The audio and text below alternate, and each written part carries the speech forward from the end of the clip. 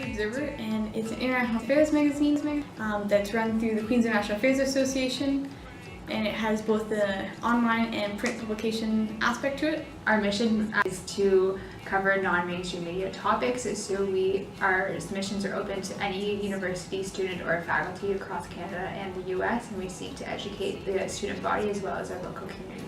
It gives the students who are working on it themselves like an opportunity to research things that they're interested in, and also just to expand into areas of international affairs that maybe they don't get to as much in all of their assignments and stuff. It's about educating our peers. It's also about students themselves who are writers, that they get to expand on their own critical analysis skills, and I think that's really important in the consumption of news and the production of news.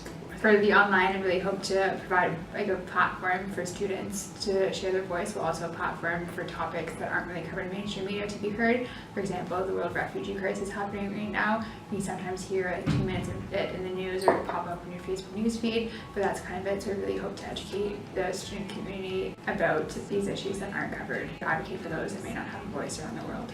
I feel like sometimes people feel powerless in impacting events or having comment on things, but being able to formed opinions on a variety of different topics is the crucial thing to change in the world.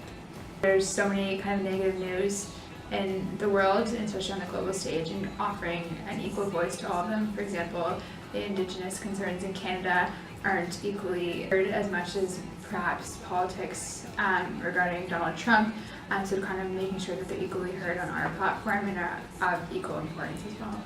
Philanthropy is taking stock of your abilities to help people and acting on it. It starts with the small things, like little things like holding a door for someone, helping an older person carry their groceries to the car.